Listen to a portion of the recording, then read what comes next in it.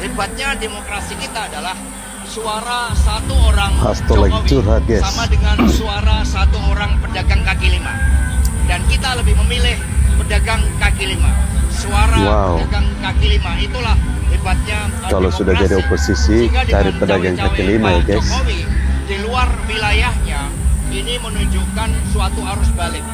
Dukungan Mas Pram dan Rano Karno makin besar sehingga kami optimis bisa menang 100%. Ya nanti dilihat. Tapi yakin gitu Pak Jokowi Nggak usah sombong. Anies Baswedan itu jago mengelola kata, bukan jago mengelola kota. Jadi kalau saya singkatnya begini, saya tanya, kalau ada orang lapar datang ke Prabowo, dia kasih makan. Kalau datang ke Anies, makannya nggak dapat, pemikirnya nggak dapat, tapi dikasih cerita. Karena rakyat sendiri kan sudah menceritakan kinerjanya, sumur resapan yang tidak membawa daya manfaat, apa yang dilakukan oleh Presiden Jokowi yang begitu baik di Jakarta tidak dilanjutkan, sosok itu tidak memiliki banyak prestasi, ya kemudian menciptakan sepertinya ada hambatan. Nah, ini parah nih. PDIP sorot anggaran trek Formula E kerap berubah, minta KPK Polri usut. Loh, kan kemarin podcast Hasto ngomongnya Pak Jokowi yang kriminalisasi Anies. Ini parah. Nggak tahunya partai kebun sendiri yang kriminalisasi. Gimana sih ini? Jauh kayak gini. Hanya karena kebencian terhadap Pak Jokowi segala cara dilakukan. Kacau ini kayak gini. Pak Hasto, ini gimana nih? Kemarin di podcast ngomongnya Pak Jokowi yang kriminalisasi. Nggak tahunya partai Anda sendiri. Ini gimana ini? Semoga diberikan keadilan atas praktek-praktek kekuasaan yang tidak benar ini.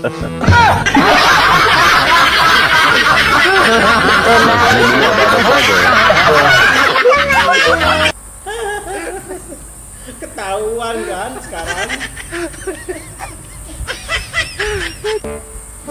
98% rakyat Indonesia ingin pemimpin seperti Pak Anies Baswedan. Hai. Tapi kenapa Anies nggak jadi presiden? Ini 98% ini angka 9-nya apa gitu Bang? Bang Gonzales 279 gitu ya. Mohon maaf nih Bang, 98% itu dihitungnya dari mana? Sedangkan hasil Pilpres kemarin aja perolehan suara Amin itu cuma 24%. Nah ini 98% rakyat Indonesia ini manusia semua atau dihitung seangin-angin ya gitu. Jadi gimana gitu? Termasuk angin juga dihitung ya guys. Berdasarkan info KPU, ya begitu tadi, cuma 24% perolehan suaranya. Jadi ini 98% angka 9-nya apa gitu ya? Siapa yang patut disalahkan ya ketika PDIP atau Partai Banteng anjlok suaranya? Ya kita sama-sama tahu ya bahwa kandang banteng selama ini ya dalam sejarahnya itu ada di Sumatera Utara, Jawa Tengah dan Bali.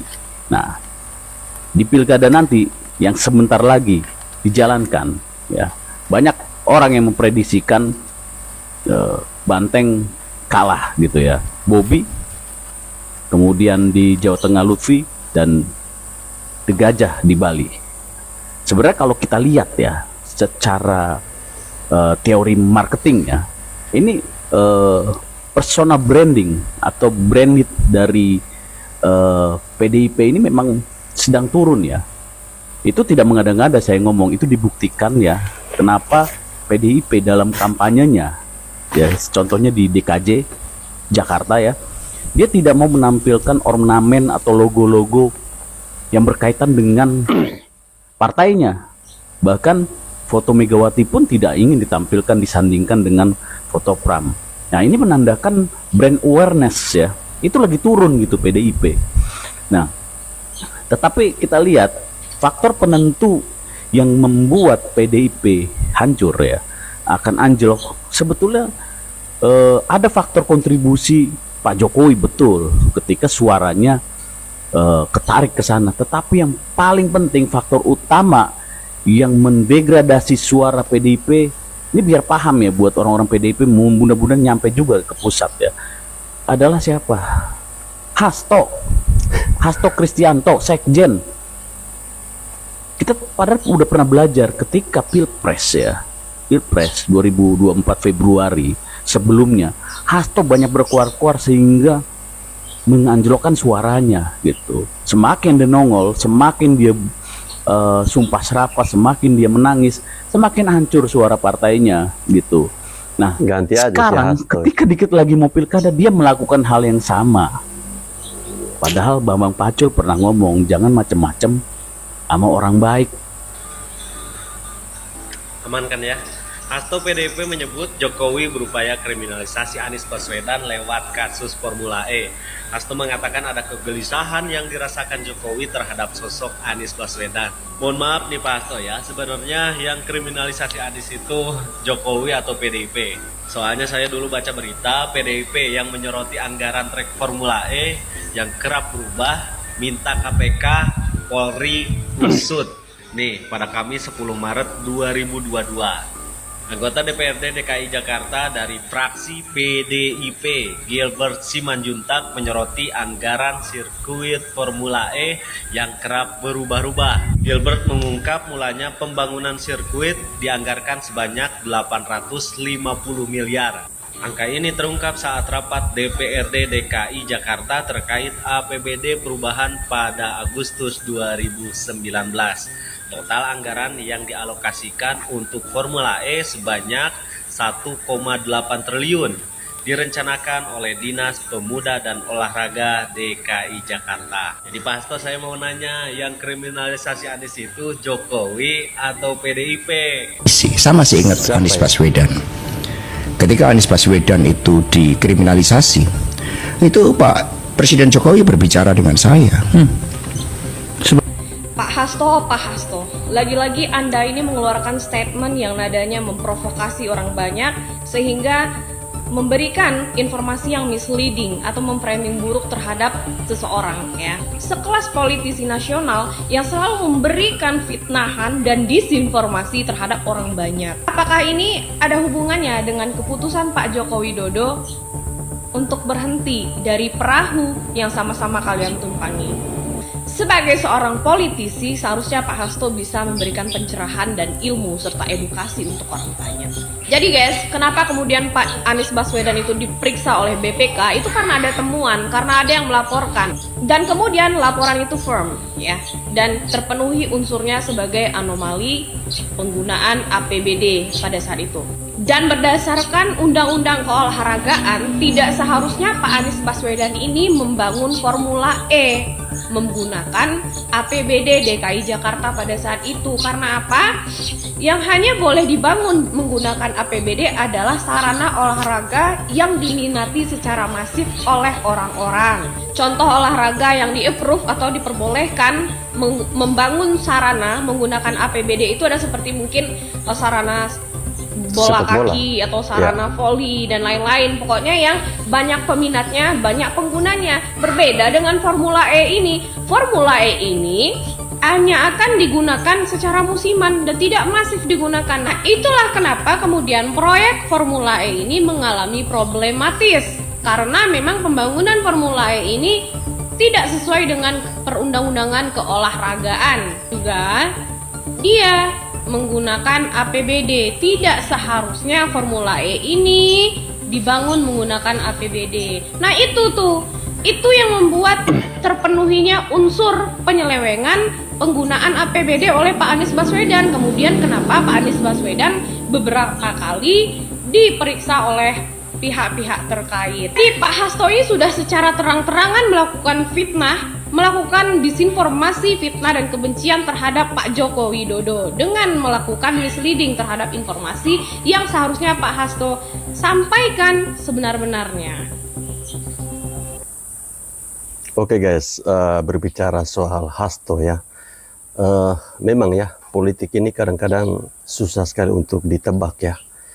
Kadang hari ini kita mendukung seseorang, kadang besok orang yang kemarin kita dukung sudah tidak bersama dengan kita bicara nama dia lagi.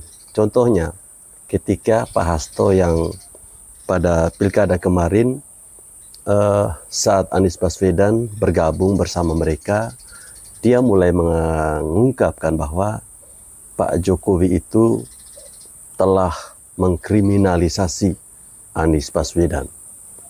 Kalau tadi teman-teman perhatikan pada video awal, di saat Anies Baswedan masih belum bersama dengan Pak Hasto, mereka bahkan mengatakan Anies Baswedan ini adalah orang yang apa ya tadi, pokoknya dia tidak mau melanjutkan program yang sudah dikerjakan oleh Bapak Jokowi.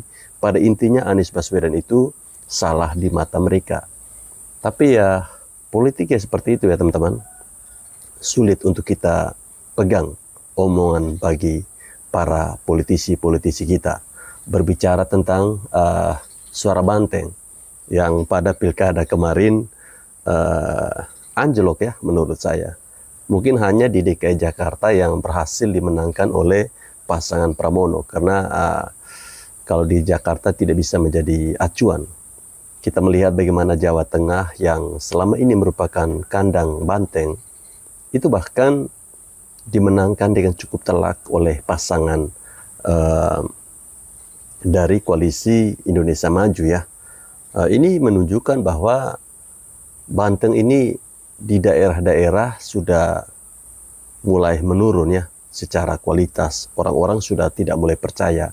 Ini tentu diakibatkan atau disebabkan oleh seorang Hasto yang dia selalu merendahkan Bapak Jokowi, selalu membuat disinformasi, memberikan informasi-informasi yang tentunya sangat tidak mendasar, sangat tidak punya alasan yang jelas ya.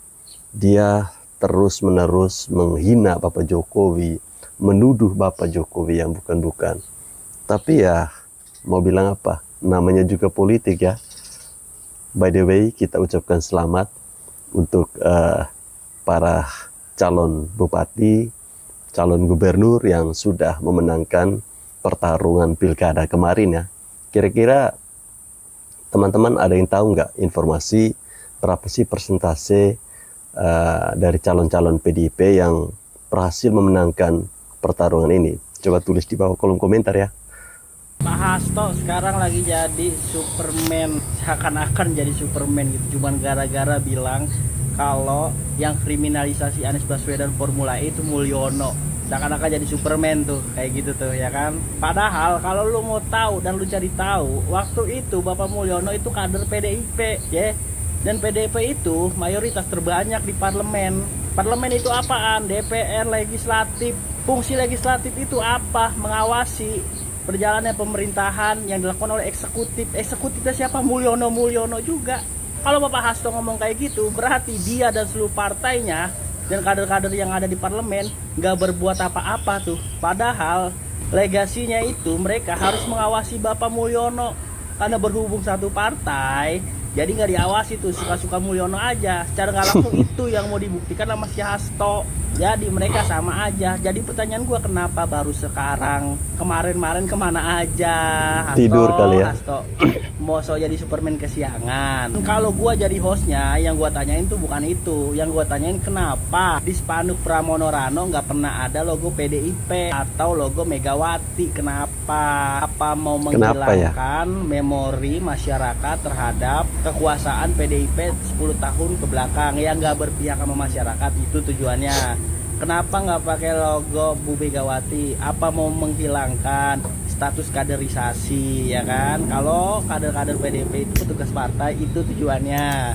Kemarin gue ngeliat podcast tuh Bambang Pacul dan Deddy Kobuser, ketika ditanya mau mengikuti rakyat atau kader partai, malah dijawab mau mengikuti ketua partai. Ya udah zong jadinya. Alasan terkuat gue nggak mau mengikuti Pak Anies mendukung PDIP karena satu, ya mungkin yang lain nggak ngerasain itu juga mungkin ya. Karena waktu yang gue habiskan lebih banyak untuk melawan PDIP ketimbang mengikuti Pak Anies. Kalau lu lihat dulu ada mahasiswa menaiki water cannon di dalam RUU KUHP, itu ada gua. Kalau lu lihat dulu ada aksi demo yang bersama anak STM, itu ada gua juga. Kalau lu dulu lihat berita di mana ada halte kebakar di Jakarta, itu ada gua. Kalau lu lihat dulu si abang ini ada di mana-mana ya, yang terdesak oleh aparat terus ditemui oleh Anies Rashid Baswedan, di situ juga ada gua. Kalau lu lihat waktu itu Ade Armando dikeroyok masa aksi demonstrasi, di situ juga ada gua. Mungkin sebagian orang sekarang pendukung Pak Anies yang mendukung PDIP itu dengan dalil mengikuti Pak Anies nggak merasakan waktu itu bagaimana rasanya ditembakin gas air mata yang kadaluarsa lagi. Nggak pernah melihat di mana mahasiswi itu nggak bisa napas, pingsan di tengah-tengah demonstrasi, nggak merasakan gimana rasanya hampir tertabrak barakuda. Gak pernah merasakan itu, mungkin ya mudah-mudahan mereka merasakannya nanti next time gitu ya. Jadi menurut gua agak idiot aja gitu dia memaklumi 10 tahun kesalahan yang dibuat PDIP ya kan, dengan begitu mudahnya, dan dia juga begitu mudahnya gitu menyalahkan PKS yang dimana 10 tahun itu pernah menjadi oposisi gitu. Gak apple to apple aja ya kan, ibaratnya lu sekarang membela orang yang 10 tahun udah kenyang dan lu menyalahkan orang yang 10 tahun udah lapar gitu menjadi oposisi. Jadi ya idiot aja menurut gua. Dan gua juga nggak mungkin ngelupain di mana kadernya itu melakukan korupsi di mana masyarakat kita sedang sangat sulit, yaitu di saat pandemi. Gua nggak mungkin ngelupain itu, di mana masyarakat kita lagi susah nyari makan, dapat bansosnya dikorupsi. Ya tapi gua maklumin sih, namanya juga masyarakat kita ya kan, yang gampang lupa, yang gampang juga kagum. Ya, 2029 menuju Indonesia cemas. Semoga diberikan keadilan atas praktek-praktek kekuasaan yang tidak benar ini. Terima kasih. Terima kasih. Apakah akan mencari tahu siapa yang menyebarkan foto-foto dan mengambil langkah hukum? Terima kasih. Kami semua menangis. Para kiai menangis. Ibu Megawati menangis. Kami tidak menyalahkan. Jadi Hasto ini adalah konsumen sekaligus produsen hoax. Ini pernyataan yang datang dari saya ya. Mas Hasto, Anda ini konsumen hoax dan produsen hoax. Gitu. Konsumen artinya dia sekaligus sedang memancing Pak produsen Jokowi untuk hoax. melakukan laporan ini. Nah, bukan Pak Jokowi. Ya, bukan Pak Jokowi saja. Ya, oh iya. Terutama polisi. Ya. Jadi dia ini mancing, mungkin tadi ya, anggaplah ya Pak Jokowi untuk melaporkan dia. Ya. Mancing polisi untuk nangkap dia. Iya, Mas Hasto ini mancing di polisi untuk nangkap dia. Justru itu adalah jebakan Batman dari Hasto. Tangannya jangan terlalu kencang. Tangannya jangan terlalu kencang. Oh gitu ya? Enggak. Tolong mejanya diganti. Mejanya diganti. Ya. Justru Mas Hasto itu ya sedang berusaha agar memang betul-betul dia ditangkap. Karena kalau nanti dia ditangkap, dia akan kembangkan ini menjadi isu nasional yang lebih besar lagi. Apa lagi itu berarti? Bahwa dia mengalami kriminalisasi. Nanti akan muncul tuh teman-temannya yang ikut mendukung dia. Said Didu. Mungkin nanti Pak Din Samsudin. Mungkin kawan kita Refli Harun. Refli Harun. Mungkin muncul nanti siapa tuh? Rocky Gerung lah. Rocky Gerung pasti. Ya Kan? Siapa lagi? Mungkin nanti Ferry Amsari, mungkin nanti Bivitri Susanti, ya kan? Kawan kita semua mungkin itu. Nanti Amin Rais, bukan mungkin, pasti nanti Amin Rais. Iya. Amin Rais juga dihitung. Ini bisa mengundang kita tertawa karena memang pengetahuannya banyak. Kita sudah bisa baca skenario ini, gitu. Ini kan sama juga dengan Said Didu, ya kan? Wah, dilaporkan ke polisi, langsung dia bilang saya dikriminalisasi karena membela rakyat, ya kan? Muncul pembelaan dari banyak pihak, gitu loh. Nah, ini modus operandi yang sedang dijalankan atau sedang disiapkan oleh Hasto Kristianto, gitu loh.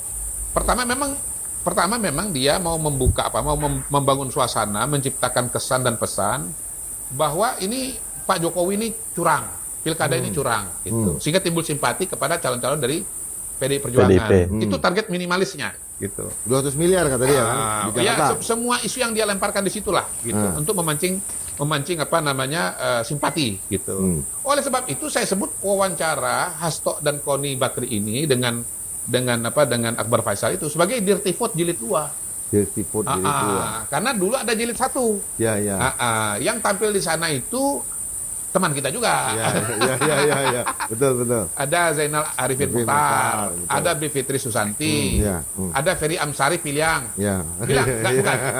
Nggak ada pilihannya. Nanti saya konfirmasi. Saya kira semua orang Minang ada pilihan. Ada Caniago segala macam. Nah, saya sebut Dirty Vote Jilid 1 itu sebagai sebagai dirty mind atau sebagai strategi pilpres, karena kan disuruh mengkonstruksi bahwa di belakang 02 itu ada kecurangan oleh Pak Jokowi dan yang lain-lain itu gitu. Nah, salah satu bukti bahwa itu adalah kecurangan atau salah satu desain bahwa ini adalah kecurangan bahwa PJ ini adalah desain Jokowi untuk mengamankan suara dan mengurangi suara. Nah, saya sebut ini sebagai hoax ya, atau bahkan ini jangan hoax lah. Ini sebagai ketidaktahuan dan kesempitnya wawasan berpikir, minimnya informasi. Karena yang namanya pemilu serentak itu yang berujung pada adanya PJ itu kan desain lama. Pertama bukan desain Jokowi tapi DPR, semua partai politik ya kan, yang tidak mau ngurus pilkada tiap hari jadi digabungin aja. Yang kedua yang pengen agar pemerintahan pusat itu mulainya bareng dengan pemerintahan daerah, ya. Dan itu dari 2016. Jauh sebelum kita tahu bahwa calon 2024 itu Prabowo dan Mas Gibran gitu loh. Nah ini sebetulnya ini mirip dengan itu. Jadi kenapa keluarnya baru 1-2 hari ini? Karena memang dipersiapkan untuk 27 November ini gitu loh. Target kedua yang lebih besar lagi adalah kalau betul-betul polisi datang dan menangkap. Nah, itu jackpot buat Hasto. Itu yang ditunggu-tunggu. Makanya Mas Hasto saya siap menyongsong 1 juta peluru, gitu kan. Makanya suara swing voter akan Hasto idiot. Malah justru, iya. Jadi gini, sekarang ini pemerintahan ini kan sekarang secara politik terbagi dua, terbelah dua. Di satu sisi ada Pak Prabowo, ya, kemudian Pak Jokowi, ya, kemudian Koalisi Indonesia Maju, ya, dan partai-partai yang ada di Koalisi Indonesia Maju. Di sisi yang lain itu ada Bu Mega. Kalau bicara kepartaian yang pernah PDI Perjuangan di luar pemerintahan. Nah, ditambah dengan Anies Baswedan. Gitu. Jadi oposisi pada hari ini penghuninya itu kalau yang kalau kita urutkan itu ada Megawati, ada Anies Baswedan gitu. Dan juga ada satu lagi Osman Sabtaodang. Itu pilihan itu. Pilihan. Oh ya, Bang Oso.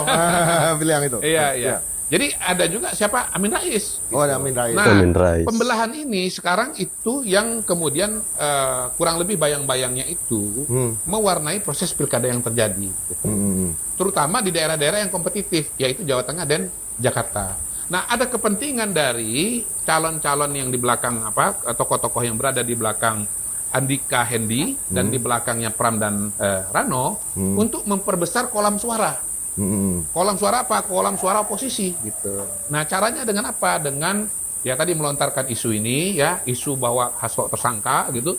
Dan jackpot yang ditunggu-tunggu adalah Hasto betul-betul tersangka dan ditangkap gitu. Karena akan ada empati ya. Karena akan ada empati. Yang biasanya yang belum memilih ini kan kelompok rasional. Betul. Kelompok akademik. Ya. Orang-orang yang berpikir. Jadi kalau orang melihat seperti itu kan sejak awal ini mancing buat ya, supaya kan perasaannya perasaan mereka ini menjadi terluka, simpati, kasihan gitu. Kalau Hasto ditangkap, dia kan Mas Hasto ini kan membayangkan dirinya ini sebagai Bung Karno jilid tua. Asik. Kan dia cerita dalam konteks itu. Dulu Bung Karno ditangkap, lalu kemudian banyak simpati gitu. Dan bahwa Prabowo dan Jokowi ini adalah Belanda. Gitu. Iya. Itu yang mau sampai dibangun segitunya dengan cara si Hasto gitu. brengsek ini. Tapi kan Pak Prabowo bukan Belanda, Pak Jokowi bukan Belanda gitu, dan Mas Hasto bukan Bung Karno. Ya, saya mau tangkap juga nih Mas Hasto ya, yang saya tangkap nih seolah-olah nih kita masih di zaman kerajaan, nggak ada demokrasi. Itu yang dibangun oleh beliau. Itu yang dikonstruksi oleh beliau bahwa misalnya Pak Joko, bahwa kita hidup di zaman kerajaan, mau dibikin jadi kerajaan. Loh, kerajaan dari mana kok? De facto de jure sistem kita presidensial. De facto de jure kita demokrasi. De facto de jure ada pemilu. PDI Perjuangan ikut bertarung sebagai kontestan pemilu legislatif. Caleg-calegnya maju, ya. Sekarang dilantik jadi anggota DPR. Ketua DPR PDI Perjuangan, ya kan? Kalau kerajaan nggak ada cerita Puan Maharani itu jadi ketua DPR, nggak ada cerita. Betul. Ya kan, rakyat bisa memilih mau pilih Prabowo, mau pilih Ganjar atau pilih Anies gitu loh. Jangan karena rakyat yang milih Ganjar cuma 16%, 17% lalu kalah, lalu disalahkan ini adalah kerajaan. Nggak aci dong gitu. Lagian di podcast itu masa yang Ya apa, masa Pak Prabowo ada Pak Jokowi ada Bobi, ada Gibran jadi calon disebut ini kerajaan. Tapi Mbak Puan maju anggota DPR, jadi ketua DPR, anaknya Mbak Puan jadi anggota DPR, itu nggak disebut sama sekali, kan nggak adil ini. Kemudian ada kawan kita yang harus mundur dari DPR setelah terpilih untuk siapa tuh dah? Arteria Dahlan. Siapa itu? Ada lagi Ada dua yang orang tahu? tuh. Siapa lagi? Kan sebelum Arteria kan ada satu. Ada lagi ya? Ya, kemudian dia nomor 4 kan? Iya. Nomor 4 jadi nomor 1. Ada juga tuh yang jadi anggota DPR terpilih lalu kemudian dibawa ke Mahkamah Kehormatan gitu. Batal. Iya. Jadi anggota DPR gitu. Kawan kita yang masuk juga, Boni Triana. Boni, nanti harus ada di sini ya. Nanti ke sini gitu. Lalu kemudian apa tuh? Ya intinya dibilang bahwa ini semua adalah kerajaan gitu. Gimana? Sebetulnya yang disebut kerajaan itu sekarang kan partai politik kan?